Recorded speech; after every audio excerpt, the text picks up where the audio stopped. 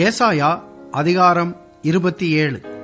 அக்காலத்திலே கர்த்தர் லிவியாதான் என்னும் நீண்ட பாம்பை, லிவியாதான் என்னும் கோணலான சர்ப்பத்தையே கடிதும் பெரிதும் பலத்ததுமான தமது பட்டயத்தால் தண்டிப்பார். சமுத்திரத்தில் இருக்கிற வலு சர்ப்பத்தை கொன்று போடுவார். அக்காலத்திலே நல்ல திராட்சரசத்தை தரும் திராட்சை தோட்டம் உண்டாயிருக்கும். அதை குறித்து பாடுங்கள். கர்த்தராகிய நான் அதை காப்பாற்றி அடிக்கடி அதற்கு தண்ணீர் பாய்ச்சி ஒருவரும் அதை சேதப்படுத்தாத படிக்கு அதை இரவும் பகலும் காத்து கொள்வேன். உக்கிரம் என்னிடத்தில் இல்லை. முட்செடியையும் நெரிஞ்சலையும் எனக்கு விரோதமாய் யுத்தத்தில் கொண்டு வருகிறவன் யார்? நான் அவைகள் மேல் வந்து அவைகளை ஏகமாய் கொளுத்தி விடுவேன். இல்லாவிட்டால் அவன் என் பலனை பற்றி கொண்டு என்னோடே ஒப்புரவாகட்டும். அவன் என்னோடே ஒப்புரவாவான். யாக்கோபு வேர் பற்றி இஸ்ரவேல் பூத்து காய்த்து உலகத்தை பல நாள் நிரப்பும் நாட்கள் வரும். அவர் அவனை அடித்தவர்களை அடித்தது போல இவனை அடிக்கிறாரோ? அவர்கள் கொல்லப்படும் கொலையாய் இவன் கொல்லப்படுகிறானோ? தேவரீர் ஜனத்தை துரத்தி விடுகையில் மட்டாய் அதனோடே வழக்காடுகிறேன். கொண்டல் காற்றடிக்கிற நாளிலே அவர் தம்முடைய கடுங்காற்றினால் அதை விலக்கி விடுகிறார். ஆகையால் அதனால் யாக்கோபின் அக்கிரமம் நிக்கிரகம் பண்ணப்படும். தோப்பு விக்கிரகங்களும் சிலைகளும் இனி நிற்காதபடி அவர்கள் பலிவிடங்களின் கல்லுகளையெல்லாம் நொறுக்கப்பட்ட சுண்ணாம்பு கல்லுகளாக்கிவிடும்போது அவர்களுடைய பாவத்தை அவர் அகற்றுவார் என்பதே அதனால் உண்டாகும் பலன். அரணான நகரம் அவாந்தரை ஆகும். அந்த வாசஸ்தலம் தள்ளுண்டு வனாந்தரத்தைப் போல விட்டுவிடப்பட்டதாயிருக்கும். கன்றுக்குட்டிகள் அங்கே மேய்ந்து அங்கே படுத்துக்கொண்டு அதன் தலைகளை தின்னும். அதன் கொப்புகள் உலரும்போது ஒடிந்து போம். ஸ்திரீகள் வந்து அவைகளை கொளுத்தி விடுவார்கள். அது உணர்வுள்ள ஜனம் அல்ல. ஆகையால் அதை உண்டாக்கினவர் அதற்கு இறங்காமலும் அதை உருவாக்கினவர் அதற்கு கிருபை செய்யாமலும் இருப்பார். அக்காலத்திலே கர்த்தர் ஆற்றங்கரையின் விளைவு தொடங்கி எகிப்தின் நதி மட்டும் போரடிப்பார். இஸ்ரவேல் புத்திரரே, நீங்கள் ஒவ்வொருவராய் சேர்க்கப்படுவீர்கள். அக்காலத்திலே பெரிய எக்காலம் ஊதப்படும். அப்பொழுது அசீரியா தேசத்திலே சிதறடிக்கப்பட்டவர்களும் எகிப்து தேசத்திலே துரத்திவிடப்பட்டவர்களும் வந்து எருசலேமில் உள்ள பரிசுத்த பர்வதத்திலே கர்த்தரை பணிந்து கொள்ளுவார்கள்.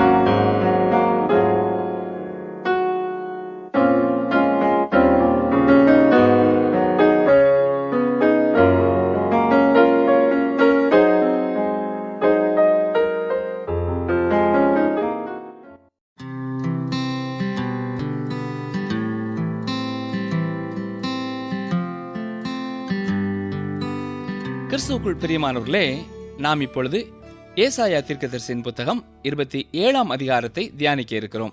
இதிலும் ஏசாயா 25 முதல் 27 வரை உள்ள அதிகாரங்களைப் போல 3 விதமான பாடல்களை நாம் இங்கே பார்க்கிறோம். இது அவருடைய ராஜ்யத்தின் வருகையை பற்றி சொல்கிறது.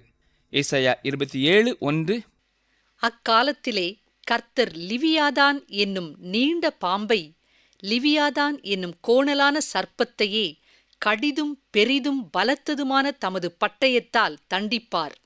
சமுத்திரத்தில் இருக்கிற வலு சர்ப்பத்தை கொன்று போடுவார். அக்காலத்திலே என்று சொல்லப்படுகிற வார்த்தை நம்மை உடனடியாக எதிர்காலத்திற்கு இழுத்துச் செல்கிறது. இது கர்த்தருடைய நாளை குறிக்கிறது. எபிரேய நாள் ஆரம்பமாகிறது போல இது மாலையில் ஆரம்பித்து காலையில் நிறைவாகிறது.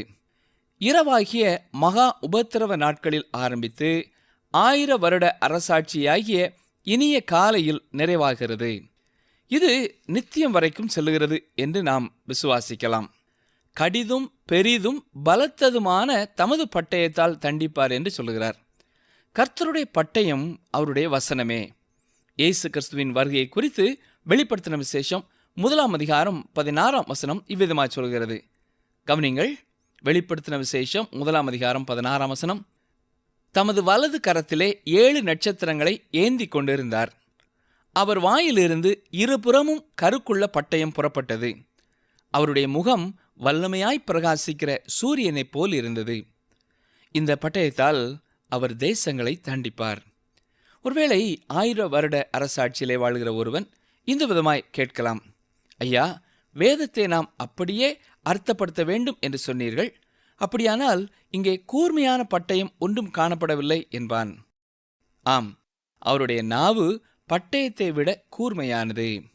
எபிரேயர் 4ஆம் அதிகாரம் 12ஆம் வசனத்தில் என்ன வாசிக்கிறோம்? தேவனுடைய வார்த்தையானது ஜீவனும் வல்லமையும் உள்ளதாயும் இருபுறமும் கருக்குள்ள எந்த பட்டயத்திலும் கருக்கானதாயும் இருக்கிறது என்று சொல்லப்பட்டிருக்கிறது. ஆம் பிரியமானவர்களே, இங்கே பட்டயம் என்பது தேவனுடைய வார்த்தையை குறிக்கிறது என்று பார்க்கிறோம். அவருடைய வார்த்தையிலேயே எல்லாவற்றையும் சிருஷ்டித்தார். அதனாலேயே நியாயம் தீர்க்கவும் போகிறார். எதை நியாயம் தீர்க்கப் போகிறார்? லிவியாதான் என்னும் நீண்ட பாம்பையை நியாயம் தீர்க்கப் போகிறார்.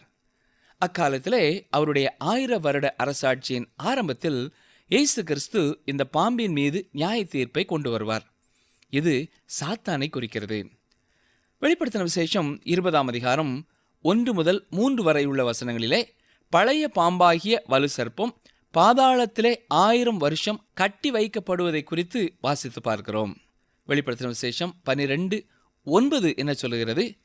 உலகம் அனைத்தையும் மோசம் போக்குகிற பிசாசு என்றும் சாத்தான் என்றும் சொல்லப்பட்ட பழைய பாம்பாகிய பெரிய வலு சர்ப்பம் தள்ளப்பட்டது. அது பூமியிலே விழ தள்ளப்பட்டது. அதனோடே கூட அதை சேர்ந்த தூதரும் தள்ளப்பட்டார்கள். யோபு 41:15 அவனை குறித்து முத்திரை பதிப்பு போல அழுத்தங்கொண்டு அடர்த்தியாயிருக்கிற அதன் பிரசைகளின் அரணைப்பு மகா சிறப்பாய் இருக்கிறது என்று சொல்கிறது. அதாவது அந்த லிவியாதான் மீதுள்ள செதில்கள் அதற்கு அரண் போன்று காணப்படுவதாக இது நம்புகிறது. சாத்தான் தன்னை யாரும் தொட முடியாது, மேற்கொள்ள முடியாது என்று எண்ணுகிறது. இன்றும் கூட அவன் அதை உணரவில்லை என்றே தோன்றுகிறது. ஆனால் அது நியாயம் தீர்க்கப்படும். தான் சர்வ வல்லவருடைய நியாய தீர்ப்பிற்கெல்லாம் மேலானவன், உட்படாதவன் என்று சாத்தான் எண்ணலாம். இன்றும் அநேகர் இவ்விதமாக காணப்படுகிறார்கள். நியாய தீர்ப்பு என்ற ஒன்று இல்லை என்று அவர்கள் நினைக்கிறார்கள். நாம் இதை குறித்து அவர்களிடத்தில் சொல்லுவோம் என்றால் அவர்கள் சிரிப்பார்கள். சாத்தானுடைய எண்ணமும் அதுதான். ஒரு வேத வல்லுனர் இந்த வசனத்தை குறித்து சொல்லும் பொழுது, நீண்ட பாம்பு என்பது அசீரிய தேசத்தை குறிக்கிறது என்றும், கோணலான சர்ப்பம் என்பது பாபிலோனையும், சமுத்திரத்தில் இருக்கிற வலு சர்ப்பம் என்பது எகிப்தையும் குறிக்கிறது என்று விளக்குகிறார். ஆனால் லிவியதான் சர்ப்பம் என்பது சாத்தானையே குறிக்கிறது. இந்த சாத்தானானவன் இந்த அரசுகளுக்கு பின்னால் இருந்து செயல்படுகிறான் என்பதே இதன் அர்த்தமாகும். இப்பொழுது ஏசாயா 27ஆம் அதிகாரம் 2ஆம் வசனத்தை பாருங்கள். அக்காலத்திலே நல்ல திராட்சரசத்தை தரும் திராட்சத் தோட்டம் உண்டாயிருக்கும், அதை குறித்து பாடுங்கள். இந்த வசனமே 27ஆம் அதிகாரத்தின் முதல் வசனமாக இருந்திருக்க வேண்டும். இந்த அதிகாரத்தின் 1ஆம் வசனம் முந்தின அதிகாரத்திற்குரியது. ஏனென்றால் இந்த 2ஆம் வசனத்திலிருந்து கருப்பொருள் மாறுகிறது. அக்காலத்திலே நல்ல திராட்சரசத்தை தரும் திராட்சை தோட்டம் என்று சொல்லப்படுவது செழுமையை குறிக்கிறது.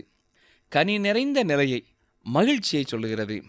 ஏசாயா 5ஆம் அதிகாரத்திற்கும் இந்த அதிகாரத்திற்கும் எவ்வளவு வித்தியாசம் இருக்கிறது பார்த்தீர்களா? ஏசாயா 5ஆம் அதிகாரத்திலே திராட்சை தோட்டத்தை குறித்த பாடல் கூறப்பட்டாலும் அது இஸ்ரவேல் மேல் வரும் நியாய தீர்ப்பை குறித்து சொல்கிறது. ஏனென்றால் அது கனி கொடுக்கவில்லை. இந்த வசனத்திலே 1000 வருட அரசாட்சியை பார்க்கிறோம். இதிலே மிகுந்த கனிகள் காணப்படுகின்றன. ஏன்? ஏசாயா 27:3 கர்த்தராகிய நான் அதை காப்பாற்றி அடிக்கடி அதற்கு தண்ணீர் பாய்ச்சி ஒருவரும் அதை சேதப்படுத்தாத படிக்கு அதை இரவும் பகலும் காத்துக்கொள்வேன். இங்கே கர்த்தரே திராட்சை தோட்டக்காரர். வேறு யாரிடமும் அவர் பொறுப்பை கொடுப்பதில்லை. அவர் அந்த திராட்சை தோட்டத்தின் மீது இரவும் பகலும் கண்ணை வைத்திருக்கிறார், பாதுகாக்கிறார்.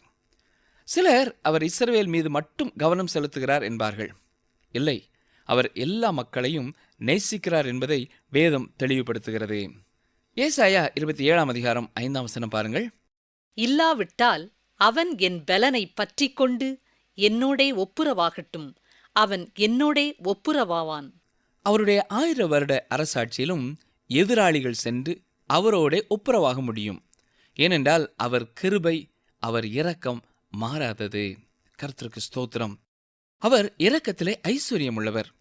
அவரிடத்திலே ஏராளமான இரக்கம் உண்டு. கிருபையில் ஐஸ்வர்யவான். இவையெல்லாம் நமக்கு மிகவும் அவசியமானவை. பல கோடி ஆண்டுகளுக்கு பின்பு நீங்கள் அவரை பார்த்தாலும் அவருடைய கிருபையும் இரக்கமும் அப்படியே இருக்கும். அது மாறி போகப் போவதில்லை. பிரியமானவர்களே, பரலோகத்திலும் அவருடைய கிருபை நமக்கு தேவையா இருக்கும் என்றே எண்ணுகிறேன். அவன் என்னோடே ஒப்புரவாவான் என்பது மனிதன் தேவனோடு ஒப்புரவாக முடியும் என்பதை வெளிப்படுத்துகிறது. பழைய ஏற்பாட்டிலே நாம் தேவனோடு சமாதானமாக முடியும் என்று இங்கேயே சொல்லப்படுகிறது. அதே வேளையில் இங்கே இயேசு ராஜாவுக்கு கீழ்ப்படுகிற ஒரு குடிமகனை பற்றியே சொல்லப்பட்டுள்ளது என்பதையும் கவனிக்க வேண்டும். இயேசு கிறிஸ்துவை இரட்சகராக ஏற்றுக்கொள்வதை பற்றி சொல்லப்படவில்லை. மனிதன் பாவத்தோடு கூட தேவனோடு ஒப்புரவாக முடியாது. இயேசு கிறிஸ்து ஒப்புரவாக்கும் வழியை ஏற்கனவே செய்து முடித்து விட்டார். ரோமர் 5 அதிகாரம் 1 என்ன சொல்கிறது? இவ்விதமாக நாம் விசுவாசத்தினாலே நீதிமான்களாக்கப்பட்டிருக்கிறபடியால் நம்முடைய கர்த்தராய் இயேசு கிறிஸ்து மூலமாய் தேவனிடத்தில் சமாதானம் பெற்றிருக்கிறோம். நீங்கள் தேவனுடைய காரியங்களை ஏற்றுக்கொள்ள மனதுள்ளவர்களாகும் போது, இயேசு கிறிஸ்து மூலமாய் அவர் சிலுவையிலே செய்த காரியங்களை விசுவாசிக்கும் போது நீங்கள் தேவனிடத்தில் சமாதானமாகி சமாதானம் பெறலாம். அதுவரை உங்களால் ஒன்றும் பெற்றுக்கொள்ள முடியாது. இந்த வசனம் நம்முடைய நாட்களிலே ஒன்றை குறிக்கவில்லை, 1000 வருட அரசாட்சியின் நாட்களை இது குறிக்கிறது. ஏசாயா 27 அதிகாரம் 7 வாசிக்கிறேன். அவர் அவனை அடித்தவர்களை அடித்தது போல இவனை அடிக்கிறாரோ? அவர்கள் கொல்லப்படும் கொலையாய் இவன் கொல்லப்படுகிறானோ? இந்த கேள்விகளுக்கு முன்னமே இந்த புஸ்தகத்திலே பதில் கொடுக்கப்பட்டிருக்கிறதை நாம் பார்க்கலாம். மற்ற தேசங்களை விட இஸ்ரவேல் தேசத்தை ஏன் தேவன் அதிகம் தண்டிக்க வேண்டும்? ஏனென்றால் இஸ்ரவேல் தேசம் அதிக வெளிச்சத்தை தேவனிடத்தில் பெற்றிருக்கிறது. பெற்ற ஒளி பொறுப்பை உருவாக்குகிறது. அது அதிக ஒளியை பெற்றதினால் அதனுடைய பாவம் வெளிச்சத்திலே கருப்பாக தெளிவாக தெரிகிறது. அதனுடைய தண்டனையும் அதிகம். ஆமோஸ் 3 அதிகாரம் 2 இவ்விதமாய் வாசிக்கிறோம். பூமியின் எல்லா வம்சங்களுக்குள்ளும் உங்களை மாத்திரம் அறிந்து கொண்டேன். ஆகையால் உங்களுடைய எல்லா அக்கிரமங்களின் நிமித்தமும் உங்களை தண்டிப்பேன் என்று சொல்கிறார். அதற்கு தண்டனை அதிகம். அதே வேளையிலே தேவன் மற்ற தேசங்களை அழித்தது போல இஸ்ரவேல் தேசத்தை அழிக்கவில்லை என்பதையும் நாம் கவனிக்க வேண்டும். சங்கீதம் 118:18 கர்த்தர் என்னை வெகுவாய் தண்டித்தும் என்னை சாவுக்கு ஒப்புக் கொடுக்கவில்லை என்று வாசிக்கிறோம். ஆம், இஸ்ரவேல் அழிக்கப்பட தேவன் அனுமதிப்பதில்லை. ஏசாயா 27 அதிகாரம் 9 பாருங்கள். ஆகையால் அதனால் யாக்கோபின் அக்கிரமம் நிக்கிரகம் பண்ணப்படும், தோப்பு விக்கிரகங்களும் சிலைகளும் இனி நிற்காதபடி அவர்கள் பலிபீடங்களின் கல்லுகளையெல்லாம் நொறுக்கப்பட்ட சுண்ணாம்பு கல்லுகளாக்கிவிடும்போது அவர்களுடைய பாவத்தை அவர் அகற்றுவார் என்பதே அதனால் உண்டாகும் பலன். இங்கே யாக்கோபின் அக்கிரமம் நிவிர்த்தியாக்கப்படுவதை பற்றி சொல்லப்படுகிறது. யாக்கோபின் பாவம் ஆடு மாடுகளின் இரத்த பலியினால் நிவிர்த்தி செய்யப்படுகிறது. எப்படி ஒரு பாவியின் பாவம் இயேசு கிறிஸ்துவின் இரத்தத்தினாலே சுத்திகரிக்கப்படுகிறதோ நிவிர்த்தியாக்கப்படுகிறதோ அவ்வண்ணமாகவே யாக்கோபுவின் பாவமும் நிவிர்த்தியாக்கப்பட்டது. இஸ்ரவேல் தேசத்தின் பாவம் நீக்கப்பட்டது. இவ்விதமாகவே அந்நாட்களிலே நடந்தது. தேவன் இஸ்ரவேல் மூலமாக செயல்படுகிறார் என்று சொல்கிறவர்கள் அடுத்து வருகிற வசனங்களை வாசிக்கவில்லை என்று அர்த்தம். பாருங்கள், ஏசாயா 27:10-11 அரணான நகரம் அவாந்திரையாகும், அந்த வாசஸ்தலம் தள்ளுண்டு வனாந்தரத்தைப் போல விட்டுவிடப்பட்டதாயிருக்கும். கன்று குட்டிகள் அங்கே மேய்ந்து அங்கே படுத்துக்கொண்டு அதன் தலைகளை தின்னும். அதன் கொப்புகள் உலரும் போது ஒடிந்து போம். ஸ்திரீகள் வந்து அவைகளை கொளுத்தி விடுவார்கள். அது உணர்வுள்ள ஜனமல்ல, ஆகையால் அதை உண்டாக்கினவர் அதற்கு இரங்காமலும் அதை உருவாக்கினவர் அதற்கு கிருபை செய்யாமலும் இருப்பார். தேவனை விட்டு வெளியே வாழ்கின்ற எந்த ஒரு மக்களுடைய நகரமும் அழிக்கப்படுவது போல இஸ்ரவேல் தேசத்தின் நகரங்களும் அழிக்கப்படும். சர்வ வல்லவருடைய கோபத்தினாலே நியாய தீர்ப்பினாலே வரும் அழிவே உலகில் மிக பெரிய அழிவாக இருக்கும். இஸ்ரவேலுக்கும் அப்படித்தான் ஆகும். ஏனென்றால் அவர்கள் தேவனுடைய ஒளியை தள்ளிவிட்டார்கள். இயேசு கிறிஸ்துவாகிய தேவனுடைய குமாரனை ஏற்றுக்கொள்ளாமல் தள்ளிவிட்டார்கள். ஏசாயா 27 அதிகாரம் 12-13 பாருங்கள். அக்காலத்திலே கர்த்தர் ஆற்றங்கரையின் விளைவு தொடங்கி எகிப்தின் நதி மட்டும் போரடிப்பார். இஸ்ரவேல் புத்திரரே, நீங்கள் ஒவ்வொருவராய் சேர்க்கப்படுவீர்கள். அக்காலத்திலே பெரிய எக்காளம் ஊதப்படும். அப்பொழுது அசீரியா தேசத்திலே சிதறடிக்கப்பட்டவர்களும் எகிப்து தேசத்திலே துரத்திவிடப்பட்டவர்களும் வந்து எருசலேமிலுள்ள பரிசுத்த பர்வதத்திலே கர்த்தரை பணிந்து கொள்வார்கள். இஸ்ரவேல் ஜனங்கள் மீண்டும் தங்களுடைய தேசத்திற்கு திரும்பி வருகிறதை குறித்து இங்கே சொல்லப்பட்டிருக்கிறது. அவர்கள் சிதறடிக்கப்பட்ட இடத்திலிருந்து கூட்டி சேர்க்கப்படுவார்களாம். நமக்கு இங்கே ஒரு முக்கியமான கேள்வி உண்டு. நீங்கள் தேவனோடு சேர்க்கப்பட்டிருக்கிறீர்களா? பாவ வாழ்க்கையிலே சிதறி கிடக்கின்ற மக்கள் தங்களுடைய தகப்பன் இயேசுவின் வீட்டிலே கூட்டி சேர்க்கப்பட்டிருக்கிறார்களா? நீங்கள் தேவனுடைய வார்த்தையை விசுவாசிக்கிறீர்களா? நீங்கள் தேவனை விசுவாசிப்பீர்களானால் இது போன்ற வசனங்களுக்கு என்ன பதில் சொல்கிறீர்கள்? நீங்கள் இதை மறுக்க முடியாது, இல்லையா? ஏனென்றால் தீர்க்கதரிசி இங்கே உலகத்திலே உள்ள இடங்களாகிய அசீரியா, எகிப்து, இஸ்ரவேல் மற்றும் எருசலேம் போன்ற பகுதிகளை குறித்து தெளிவாக பேசுகிறார். இஸ்ரவேல் உலகிலேயே மீண்டும் தன் தேசத்திற்கு திரும்ப போகிறது. இது ஆவிக்குரிய ரீதியிலே பார்க்கப்பட்டால் அப்படியே நிறைவேறுகிறதை குறிக்கிறது. மக்களுடைய மாம்ச கண்கள் இதை காணும். நீங்கள் தேவ வசனங்கள் தேவ ஆவியினாலே அருளப்பட்டிருக்கிறது என்று விசுவாசிப்பீர்களானால் கர்த்தர் சொல்வதை அப்படியே விசுவாசியுங்கள். நாம் வாசிக்கிற இந்த வசனங்கள் முன்பு நிறைவேறவில்லை, இனி நிறைவேறுகிறதா இருக்கிறது. யூதர்கள் தங்களுடைய தேசத்திற்கு திரும்பி வரும்பொழுது தேவன் அவர்களை அசைப்பார். எனவே அவர்கள் தேவனை தொழுது கொள்வார்கள். உங்களையும் என்னையும் தேவன் அழைத்தது போல அவர்களையும் தேவன் அழைப்பார். இந்த தீர்க்க தரிசனம் இந்நாட்களிலே நிறைவேறுகிறதாகவும் நாம் காண முடியவில்லை. இது இனிமேல் ஒரு காலத்திலே நிறைவேறும்.